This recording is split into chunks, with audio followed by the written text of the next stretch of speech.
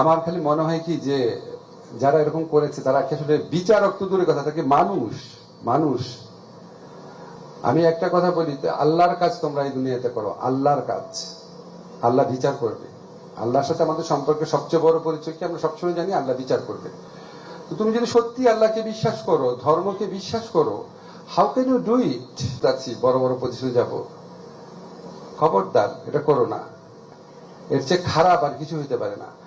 আমি অন্তর থেকে বিশ্বাস করি যে বিচারকের পদে থেকে যে অন্যায় করে নিজের ব্যক্তি স্বার্থে, তার চেয়ে খারাপ মানুষ আর হইতে পারে না।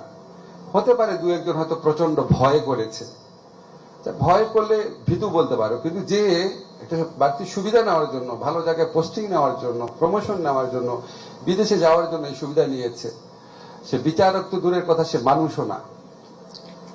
এটা আমি আমার স্থির বিশ্বাস থেকে বললাম, এই প্রত্যাশা থেকে যে আমি এই জায়গা থেকে তোমাদের যা যা চাওয়ার ছিল, আমি একটা এক্সাম্পল দিলাম যে তোমাদের নাম পর্যন্ত পরিবর্তন করার চেষ্টা করেছি, আরো অনেক কিছু করেছি, এখানে বলবো না।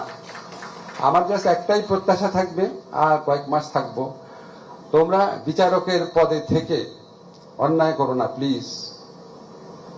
বিশেষ করে গরিব অসহায় মানুষের বিরুদ্ধে অন্যায় করো না। এটা জাস্ট একটা সময় তো তোমাদের সবারই বয়স হবে, মৃত্যুর চিন্তা আসবে, নিজেকেই ক্ষমা করতে পারবে না।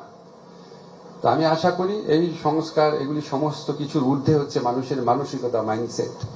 তোমরা ন্যায় বিচার প্রতিষ্ঠার জন্য, মানুষের অধিকার প্রতিষ্ঠার জন্য সবচেয়ে শক্তিশালী এবং রেলেভেন্ট প্রতিষ্ঠান হচ্ছে বিচার বিভাগ।